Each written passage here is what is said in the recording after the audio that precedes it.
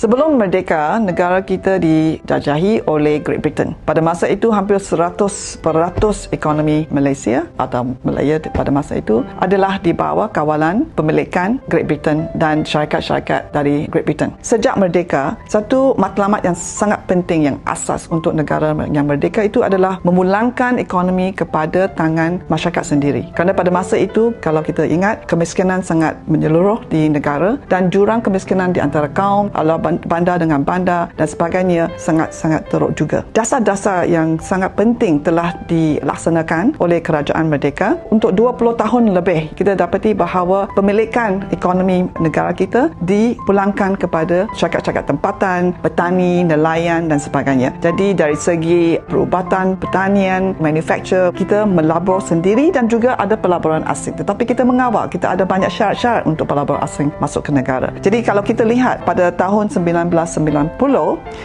pemilikan asing terhadap ekonomi Malaysia adalah 25%. 75% adalah milikan Malaysia sendiri. Tetapi ini menaik ke 37% milikan asing pada tahun 2011 dan naik lagi sehingga 45% pada tahun 2015. Mengapakah milikan asing meningkat sebegitu cepat dalam tempoh 15 tahun, 25 tahun ya? Ini kerana dasar-dasar yang disediakan sejak merdeka itu berubah di mana kerajaan yang dari tahun 90-an sejak tu, kerajaan memulai membuka ekonomi dan melonggarkan syarat-syarat dan sebagainya terhadap pelabur asing, bank-bank asing dan sebagainya. Ini adalah satu sebabnya mengapa ekonomi Malaysia sekarang hampir separuh dimiliki oleh orang asing. Kalau kita lihat di sektor insurans, 2-3 syarikat insurans yang terutama di Malaysia sekarang 100% ya dimiliki oleh kepentingan luar negeri. Malaysia sendiri tidak ada milikan dalam 1-2 syarikat insurans yang terbesar sekali di Malaysia, dan sektor insurans itu banyak wang dan duit Malaysia, orang Malaysia itu disalurkan ke insurance companies. Jadi ini adalah satu